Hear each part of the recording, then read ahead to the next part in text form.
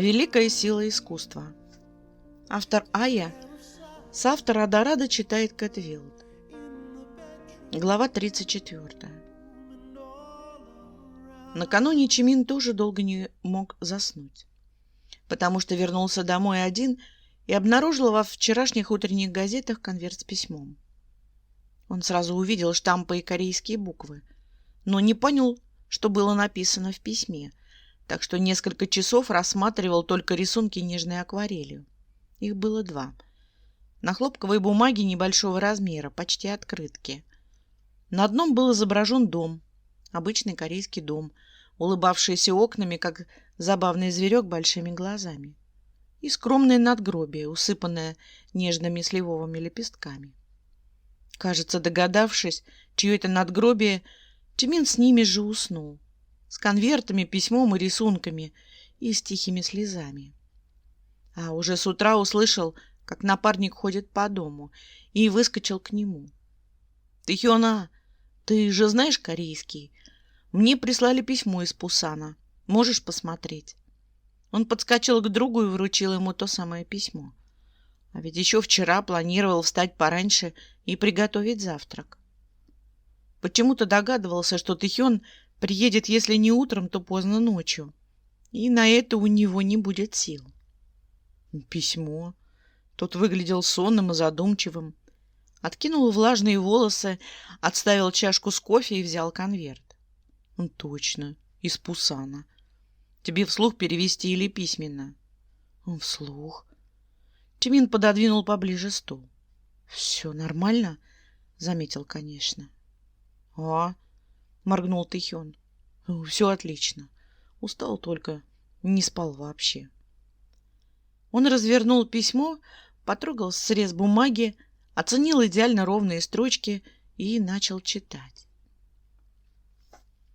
Дорогой господин Пак, меня зовут Мэй Юнджи. Мы с вами не знакомы лично, но с недавних пор мне кажется, что я очень давно вас знаю. Наверное, я должна извиниться за это, но так сложилось, что я прочла письма, которые вы отправляли своей матери. Боюсь, вы сочтете меня неделикатной и излишне любопытной, но я постараюсь объясниться. Не так давно я поселилась в доме, где некогда жила ваша мама. С прискорбием я должна сообщить вам о ее смерти. Мне очень жаль, господин Пак. Еще более жаль, потому что в ваших письмах я увидела очень много любви и тоски по ней. Я никогда не знала ее, но искренне скорблю по вашей утрате. Мне очень жаль, что она не смогла прочесть ваших светлых прекрасных писем. Я уверена, ваша мама бы вами гордилась. Ваши письма я нашла в кладовке. Нынешний владелец дома просто складывал их в коробку одно за другим. Я обнаружила их случайно. Первое прочла в надежде найти какую-то зацепку и передать адресату. Но даже когда выяснила печальную новость, не смогла просто избавиться от ваших писем. Письма ведь пишут для того, чтобы их читали. Поверьте, меня влекло не праздное любопытство, но, открыв первое письмо, я отчаянно надеялась, что в вашей жизни все хорошо. Это удивительное чувство, когда столь далекий человек, живущий через границы, вызывает такое беспокойство и волнение. И пусть мне стыдно, что я не была вашим адресатом, что я вольно или невольно прикоснулась к вашей жизни, но я прочла их все. Все, кроме последнего. Вы не приложили по обыкновению перевод. Я же слишком плохо владею английским, чтобы понять его. Но, надеюсь, у вас все хорошо, потому что мне показалось, что вы грустите. Мне бы очень хотелось, чтобы у вас все было хорошо, потому что вы кажетесь чудесным, сильным и светлым человеком. Я нашла подтверждение сведений о смерти вашей мамы в архиве. Мне сделали копию, и я прикладываю ее к этому письму. Также я нашла место ее захоронения и хотела сделать фотографию, но она получилась слишком грустной. А я боюсь, уже доставила вам достаточно грусти. поэтому прилагаю рисунок. Он куда вернее отражает то, что я увидела, а не то, что видит объектив камеры. Я принесла вашей маме цветы от вашего имени и рассказала, как вы ее любите. Я взяла на себя смелость нарисовать дом, где она жила. Не знаю, каким вы его запомнили и запомнили ли, но сейчас он такой. Не очень большой, но очень милый. Наверное, это нечестно, что я столько знаю о вас, а вы обо мне не знаете ничего. Мне 27 лет.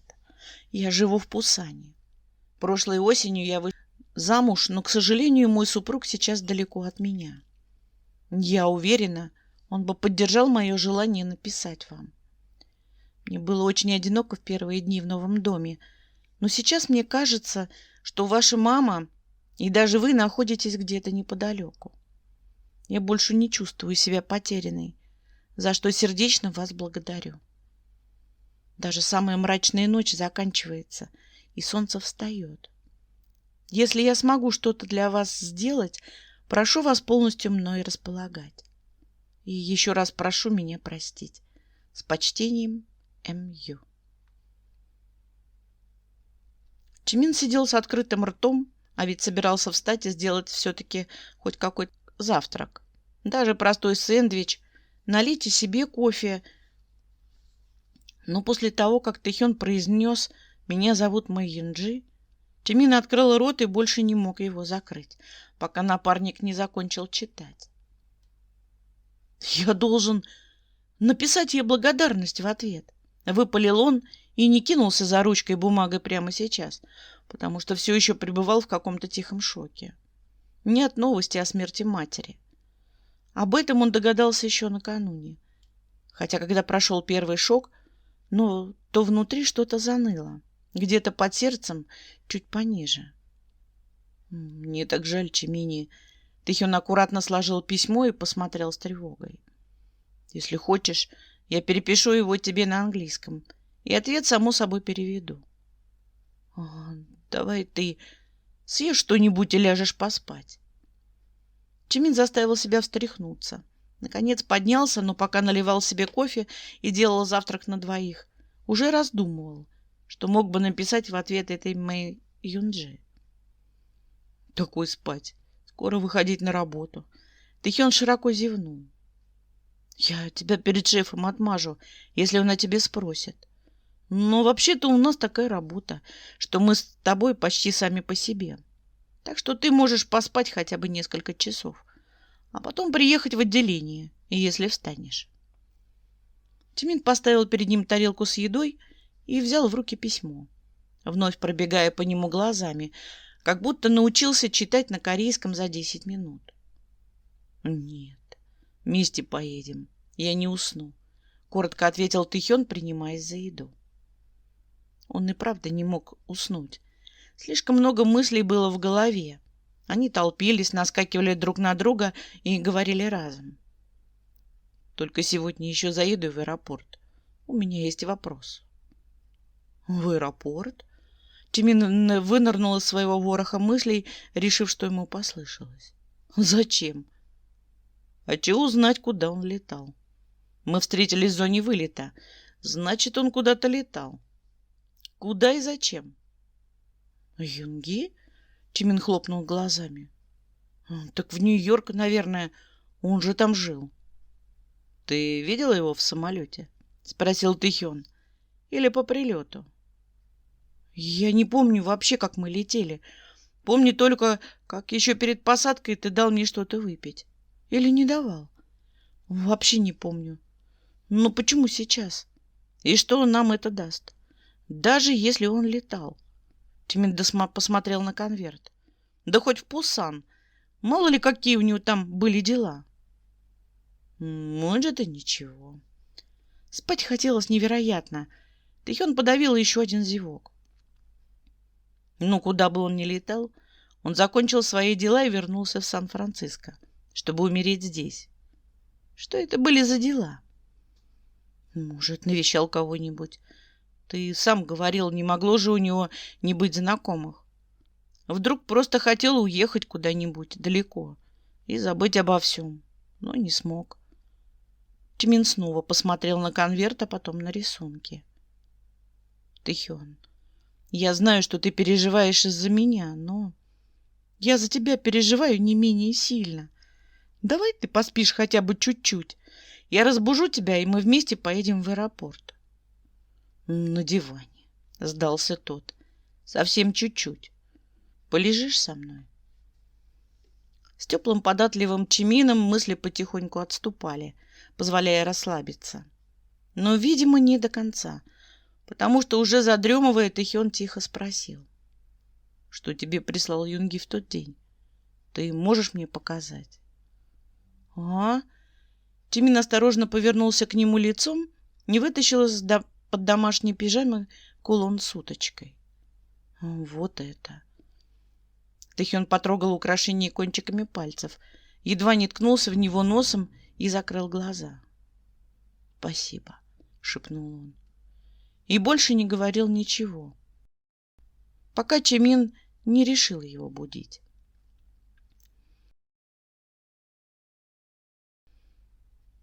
В аэропорту было как обычно. Многолюдно, шумно и суетно. Тэхён, подремавший еще и в машине, сразу направился в администрацию. Показал удостоверение и запросил список всех пассажиров, прошедших регистрацию за тот день, с полудня до полудня следующего. Список пообещали прислать в офис, и только после этого Тэхён был готов ехать на работу. «Личное присутствие всегда мотивирует лучше, чем телефонный звонок», заявил он Чимину на обратном пути.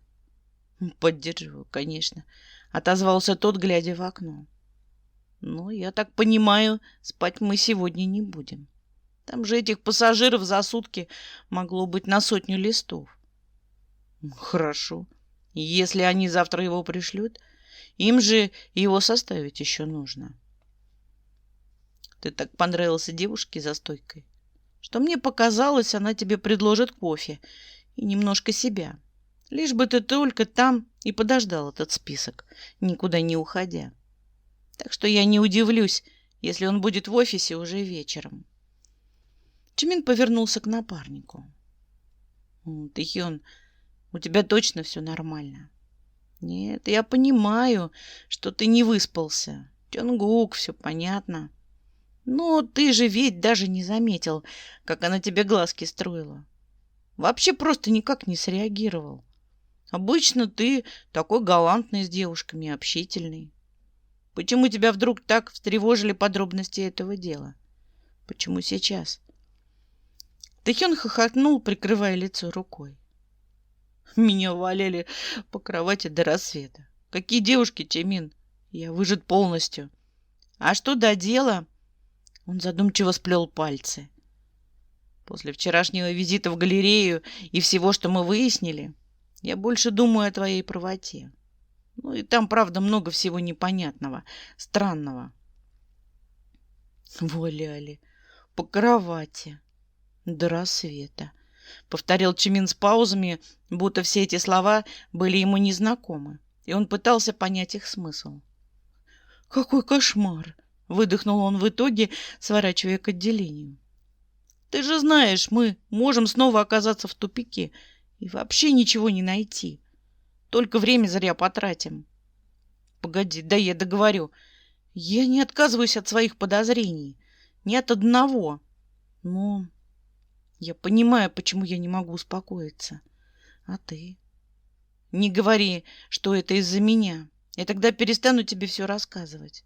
Потому что не хочу, чтобы ты так сильно боролся с этими ветряными мельницами». «Во-первых, не кошмар», — возмутился Тэхён. «Чонгук великолепный любовник. А во-вторых, даже если мы окажемся в тупике, мы уже ничего не теряем, кроме времени. Я пока не вижу на наших столах новых интересных дел, которые требуют от нас всего сосредоточения интеллекта. А в-третьих...» Он помолчал, пожевал губу и спросил внезапно. «Ты же читал опись того, что находилось в квартире Юнги в Нью-Йорке?»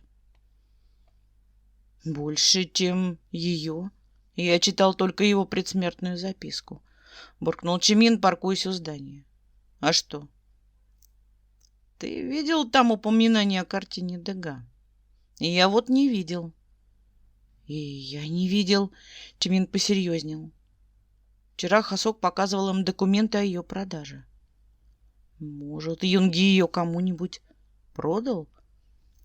Слово «подарил» застряло в горле. Помнишь, когда я впервые привел тебя в галерею за кольцами? Мы как раз говорили об этой самой картине. Ким Сак-джин сказал, что покупатель 2 года вокруг нее ходил. Он бы не продал картину, которая ему так нравилась, через несколько месяцев после покупки. Сейчас дело даже не в местонахождении картины. Вот это почему-то Тэхён не хотел сейчас рассказывать Чимину. Вопрос в том, почему она не была указана. Может, ему срочно понадобились деньги, чтобы уехать куда-нибудь подальше и начать все заново. Вот и продал. Чимин не торопился выходить на улицу из машины, но заглушил мотор и остался сидеть. Казалось, что дело не закончилось не только для них обоих, но и для всего бюро, потому что они подъехали к зданию и так обсуждали, словно готовились к отчетам. Или тот, кто решил его убить, ее украл? Ему было бы проще срочно продать машину, чем картину за нормальные деньги. Тэхён рассуждал вслух. За реальные деньги это же не меньше 500 000. Это быстро не делается, ты же знаешь. Гипотетически ее могли вынести из дома раньше, чем начали составлять перечень. Полиция, Нью-Йоркское бюро.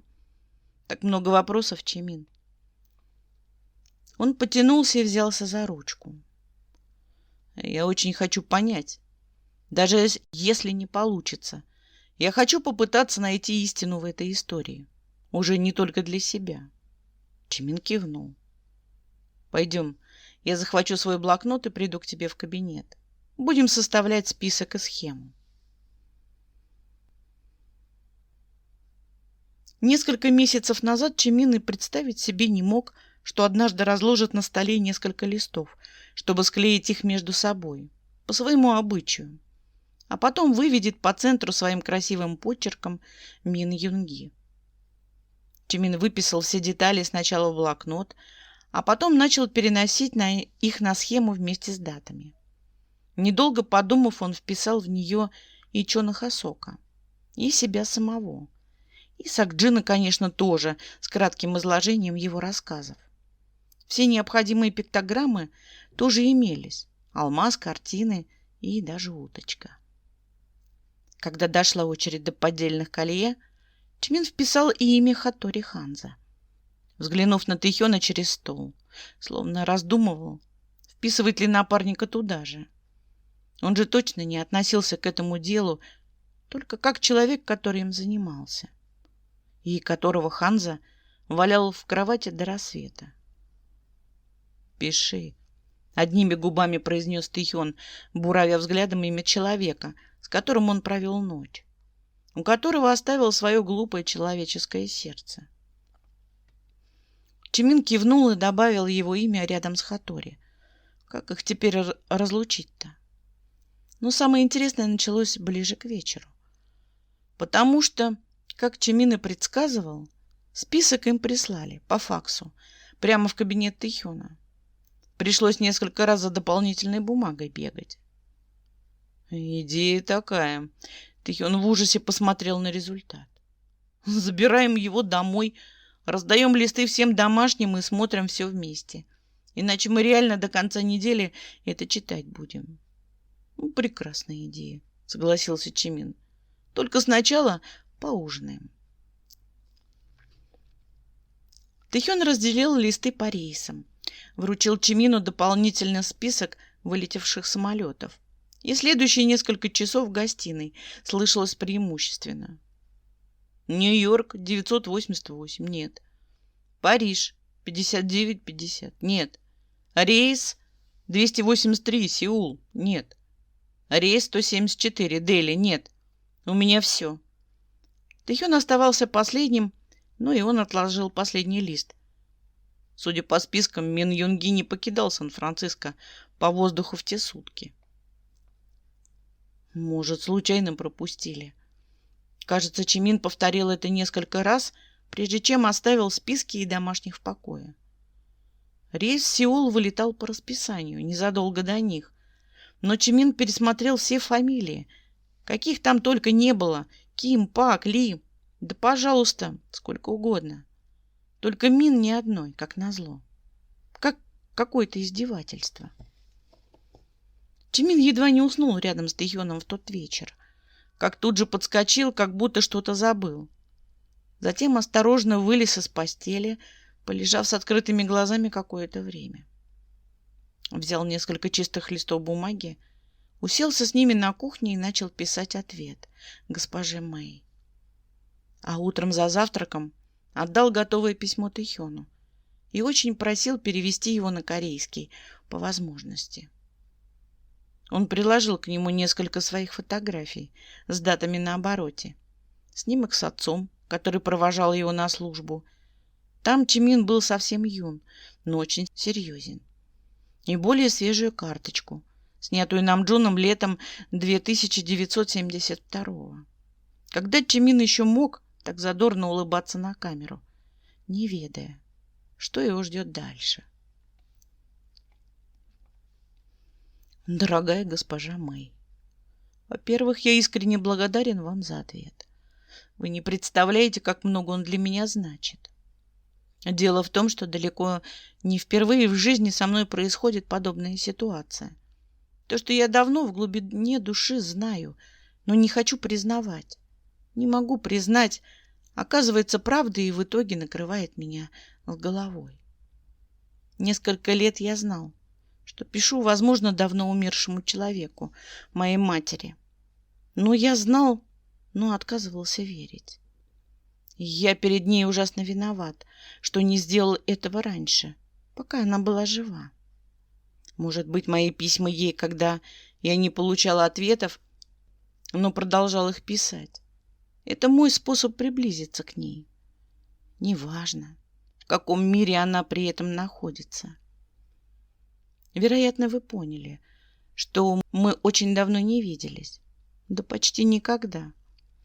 Когда я был совсем маленьким, отец увез меня в Америку, где очень скоро у меня появилась вторая мама, а через какое-то время и сестра. Я стал задавать вопросы, лишь немного повзрослев. Не знал ничего о родной матери, не помнил ее совсем, но видел светлые волосы своей сестры, ее кожу и то, как мы с ней не похожи. А после смерти отца, после службы в армии и учебы в университете, я вдруг решил написать матери. Решил, что ей может быть приятно узнать меня, вспомнить. Решил узнать сам, как она поживает. И очень долго ждал ответа. Когда я получил письмо от вас, госпожа Мэй, то испытал столько всего и сразу, что не могу вам передать. Но благодарность — это то, что я хочу выразить вам своим ответным письмом. И поверьте, я обиделся бы на вас больше, если бы вы просто выкинули мои письма из своего нового дома. Свою вторую мать, ее зовут Джессика, я очень ценю и уважаю. Она смогла принять меня как родного сына. Но есть что-то особенное в том человеке, который подарил тебе жизнь, даже если ты его не помнишь. В глубине души я знал, что моей матери давно нет в живых, иначе бы она ответила сразу. Но мое упрямство неискоренимо. Иногда я готов пробить стену лбом, делая вид, что ее просто нет. Во-вторых, я должен отметить ваши восхитительные рисунки. Мне почему-то очень приятно, что вы выбрали именно такой формат и материалы. Я нежно люблю акварель, и если бы я умел, то сам бы рисовал бы только ею. Но я, к сожалению, не умею, что не мешает мне разбираться в живописи по роду деятельности. Так вот, госпожа Мэй, вы очень талантливо рисуете. Поверьте, это не дежурный комплимент. Я в этом разбираюсь и знаю, что говорю. Ну и мне, правда, очень понравилось. Я поставил их у себя в кабинете на рабочем столе и часто возвращаюсь к ним, думая о доме, в котором я, по сути, никогда и не был. Об отце, который его строил со своим отцом, о матери, которую, к сожалению, тоже потерял, как и отца, и о вас, подарившей мне эти рисунки. Как вы устроились в вашем новом доме? Вы там совсем одна? Ваш супруг навещает вас? Откуда вы приехали? У вас нет детей? Где живут ваши родители? Кем вы работаете? Вам нравится этот дом? Хорошие ли у вас соседи? Спокойный или шумный этот район? Далеко ли вы живете от моря? Нравится ли вам там бывать?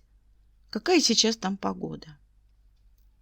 Вам не обязательно отвечать на все мои вопросы, но мне хотелось бы, чтобы вы написали мне что-то еще о себе. В конце концов, вы так много обо мне узнали. Если вы захотите что-нибудь еще мне написать, спросить или даже просто нарисовать, все что угодно, я буду очень рада. Папа говорил, что в том доме, где он когда-то планировал жить с мамой и со мной, моя комната была самой светлой. В ней целых 4 окна и небольшая терраса. Я очень люблю балконы и террасы, особенно по вечерам в теплый летний период. Вы могли бы нарисовать мне эту комнату и вид из нее, если, конечно, новый владелец не сделал перепланировку дома. Я был бы вам крайне признателен. Это стало бы для меня каким-то сном наяву. Возможно, вам так не показалось раньше, но в определенных вещах я страшно рациональный человек. Я уже привык писать письма в Корею. Если вы не возражаете, то теперь я буду писать вам. Надеюсь, что это не доставит вам неудобств. Признаюсь вам честно, это письмо сначала получилось весьма коротким. Я несколько раз садился его переписывать. Сомневался, стоит ли писать все, что я думаю. Но я привык писать именно так. И это не так уж и просто. Открывать свои мысли кому-то. Но только так я могу надеяться, что вы все-таки нарисуете мне еще что-нибудь из моего не случившегося детства в Пусане. К своему письму я прикладываю для вас перевод. Я совершенно не знаю корейского, но мой друг помог мне перевести ваше письмо и ответить вам. Чуть не забыл сказать, что ваш почерк тоже произвел на меня впечатление. Для меня это чужой почерк. Это очень важно. Это как внешность человека, его визитная карточка. И пусть я ничего не понимаю в корейском, но я вижу, как аккуратно и изящно вы пишете. Я это отметила и почему-то не сомневаюсь, что вы очень приятный человек. С нетерпением жду вашего ответа. С уважением и благодарностью, Пак Чимин. Послесловие. Покажите, пожалуйста, моей маме мои фотографии, если вам не сложно. И простите, если я слишком многого прошу.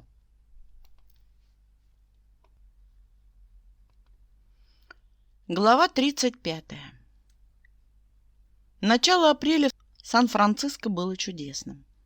Сакджин планировал освободиться пораньше, чтобы, наконец, осуществить давно обещанную Ханбину прогулку по мосту.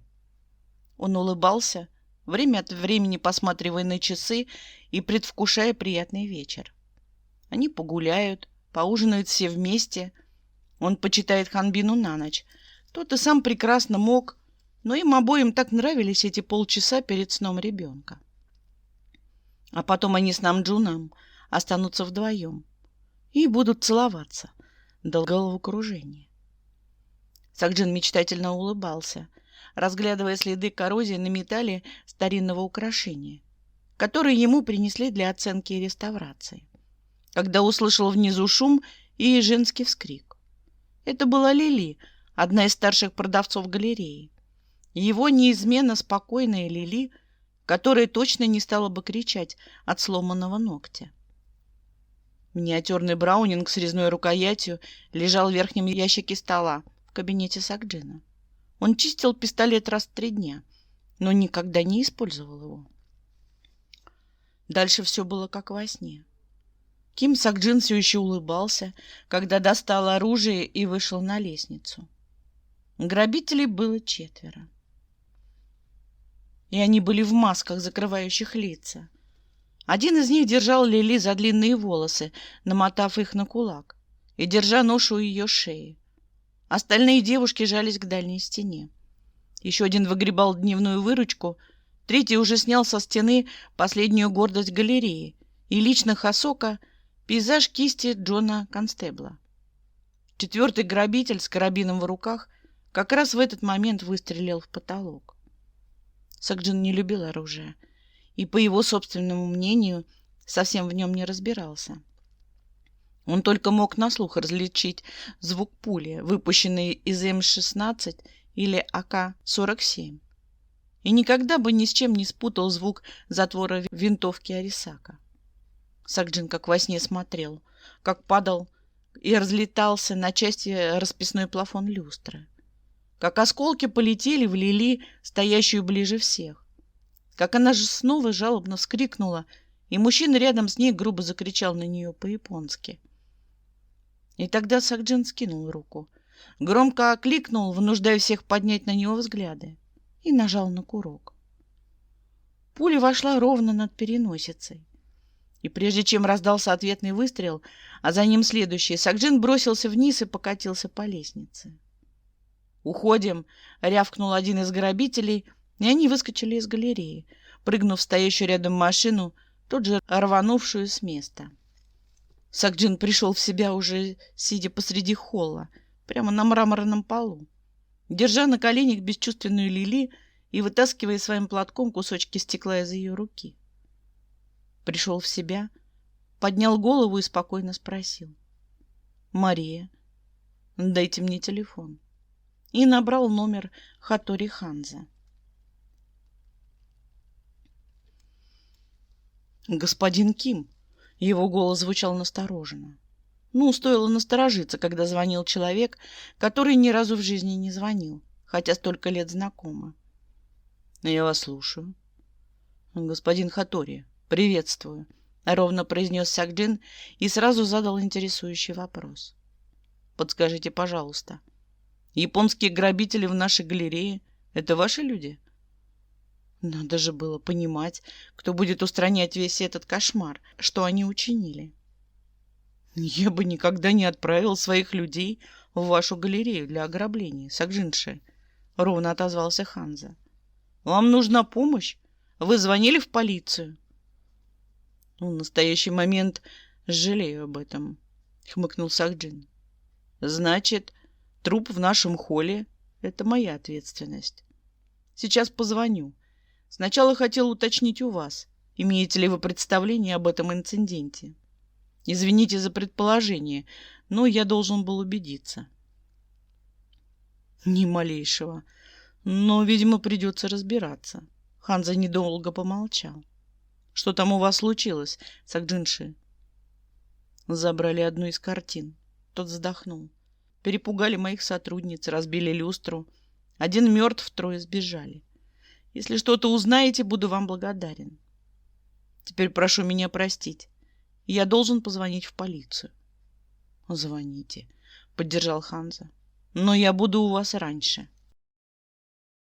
Ким Сок-Джин сделал 2-й звонок, перенес все еще бесчувственную девушку на низкий диванчик и снова замер посреди холла, не очень понимая, что ему делать дальше. У Хосока была встреча, но где именно Сок-Джин не знал, а потому не мог его предупредить. Сейчас ему оставалось только ждать и сдерживать дрожь, которая рождалась внутри. Хатори Ханза не обманул. Он приехал раньше полицейских, так быстро, как будто владел искусством телепортации в совершенстве. Прошел на место событий, коротко поздоровался с Сок-Джином. Девушки все еще сидели в ужасе. Надев перчатки, Ханза приподнял окровавленную маску трупа. Разглядел лицо. Зачем-то заглянул в приоткрытый рот, застывший в предсмертном крике. Бессовестно пошарил по его карманам. Документов, конечно, не было. Приподнял и его рукав, рассмотрев татуировки на предплечье. Кто в него стрелял? Спросил он у Сакджина, поднимаясь на ноги. Я, тихо признался тот. Есть что-то интересное? Есть совет. Ханза посмотрела ему в глаза, подойдя ближе и понижая голос. Как только примете полицейских и расскажете им все, уезжайте на какое-то время из города, пока все не утрясется. Боюсь, я могу задержаться в отделении полиции. Сакджин выглядел и бледным, и потрясенным, и очень уставшим. У меня могут быть личные проблемы, связанные с ним. Он повел взглядом в сторону тела на полу. Могут. Не стал обнадеживать Хатори. Говорите полицейским правду. Сдайте оружие, обещайте сотрудничать, но... Уезжайте, как только появится возможность. Я разберусь со всем остальным. Сакджин поклонился, сложив руки в вежливом жесте. Спасибо за участие. Берегите себя. Ханза поклонился в ответ и вышел из здания за пару минут до того, как прозвучал вой полицейских сирен. К Чимину это дело попало лишь на следующий день, когда полицейские передали информацию о похищении картины. Но узнал он об этом еще вечером, когда Намджун позвонил сообщить, что сегодня не приедет, чтобы оставить Ханбина на ночь. Ханбина Намджун оставил спать дома, а сам остался с Сакджином, забрав его из отделения полиции, где разбирательство заняло не 1 час. Сакджина задержали за хранение оружия, но залога и личной ответственности агента Федерального бюро хватило, чтобы его отпустили. Намджун редко бывал так зол. Да, ему и не хотелось злиться сейчас. Он понимал, что не должен сейчас давить на Сакджина, но ничего не мог с собой поделать. Сам перенервничал. О чем ты вообще только думал, когда доставал пистолет? Сразу почему не позвонил в полицию? У тебя же есть телефон в кабинете, и у тебя была такая возможность. Я же не знал, что там, не рассчитывал, что придется пускать его в дело. Тихо оправдывался Сакджин. Я думал, это просто какое-то недоразумение, которое я смогу разрешить. Но если бы тебя подстрелили раньше... Намджун заставила Сакджина сесть на диван, а сам возвышался над ним, сложив руки на груди. Но не мог стоять на одном месте. Принялся ходить из угла в угол. Ты вышел к грабителям с оружием, Сакджин. Вот это действительно недоразумение. Что я должен был бы потом делать, если бы твой труп лежал на той лестнице? Что я должен был бы делать, если бы в холле лежал труп Лили? Вскинулся Сакджин. Он ее удерживал. Он на нее кричал. Намджун рыкнул куда-то в сторону и резко остановился. Ладно, все уже сделано. Все, что можно. Он взял себя в руки и подошел к дивану. Опустился перед Сакджином на корточки. Я не пережил бы, если бы с тобой что-то случилось.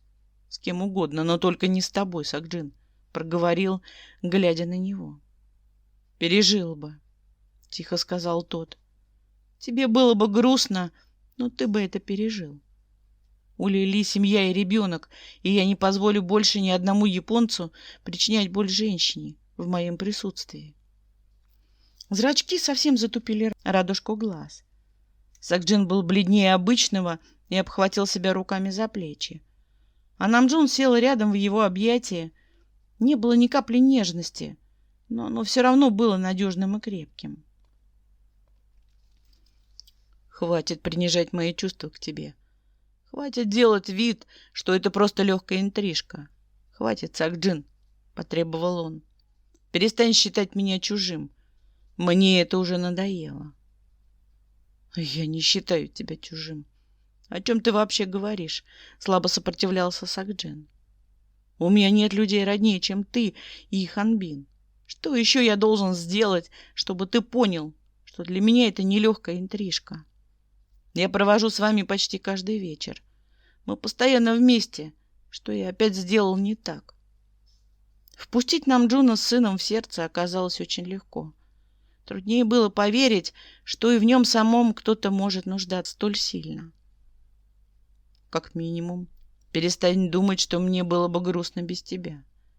Невыносимо, неравно грустно, Сакджин. Ради тебя и за тебя, не дай бог, конечно, я положил бы половину Японии. Не смотри, что я такой хороший. Я служил и умею обращаться с оружием. Я бы убил за тебя, Сакджин, не сомневайся в этом. И я бы умер следом за тобой. Ты это можешь понять или нет? Ты бы этого не сделал, одними губами произнес Сакджин. Ты бы не бросил сына, ты хороший отец. Ты самый лучший отец, Намджун. А потом закрыл лицо руками. Я так перепугался. Эти люди, оружие, осколки. Я услышал японскую речь и перестал соображать. Я словно снова в детство вернулся. Намджун стиснул его еще сильнее в своих руках. А я знаю, Сакджина, я знаю. Но это больше не твое дело. Эти ублюдки получат по заслугам, слышишь? Я знаю, повторял за ним Сакджин. Я давно вырос, но я... Он опустил голову на плечо Намджуну, сдерживая эмоции. Нам нужно расстаться, выпалил он беспокояще его более всего. Я не могу подвергать тебя опасности, и тем более Ханбина. Даже не думай об этом, отказал Намджун. И больше не повторяй этих слов. Мне посоветовали покинуть город. От категоричности Намджуна иррационально на душе стало легче и спокойнее. Настойчиво посоветовали, и я не хочу подставлять вас под удар. Значит, покинем его вместе, без раздумий сказал тот. Кто посоветовал? Уважаемый человек, мнению которого в данном вопросе можно доверять, обтекаемо ответил Сакджин. Ой, оставь эти присказки, фыркнул Намджун. Рассказывай прямо, как все было. Как вести дела, когда твой любимый агент ФБР, закручинился Сакджин, поудобнее устраиваясь в его руках. Видимо, и впрямь успокаивался, раз смог шутить. Я позвонил Хатори Ханза. Сначала спросил, не его ли это люди. Ну, мало ли. Кажется, он оскорбился моему предположению. Но приехал раньше полиция и дважды повторил, что мне надо уехать. Вот так и веди. Честно и без уловок. Намджун прижался к его макушке щекой. Я передам эту информацию коллегам. А мы с тобой поедем отдыхать. Возьмем сына и уедем куда-нибудь, где нас никто не побеспокоит. С полицией тоже разберемся. Не переживай. Ты же знаешь, как много решают деньги и связи. Твое дело сейчас выбрать место, куда бы тебе хотелось поехать. А мое — устроить все остальное. И запомни, Сакджина, ты моя семья. Такая же ее часть, как и Ханбин. — В Италию? — мечтательно спросил Сакджин. — У моего друга там вилла. Поехали в Италию. Присмотрю для галереи пару полотен. Он прижался щекой к щеке Намджуна. — Поедим нормальную пасту. Продолжая мысли, согласился тот. Сакджин видел, слышал и помнил, что он для Намджуна его семья. И сам считал очаровательного агента и его еще более очаровательного сына самыми близкими людьми. Но все равно, вольно или невольно, возводил между ними и собой стену, тонкую, прозрачную, но крепкую. И мог сколько угодно мысленно оправдываться перед собой, что это для их же блага. Намджун же оставлял ему эту возможность. В конце концов, у всех могут быть свои причины и свои стены. Даже в очень крепкой и любящей семье каждый человек — отдельная личность. Даже маленький, как Ханбин. Но в тот вечер Намджун не уехал от Сакджина. Не уехал бы, даже если бы тот его за дверь выставил силой. Он остался с ним впервые до самого утра.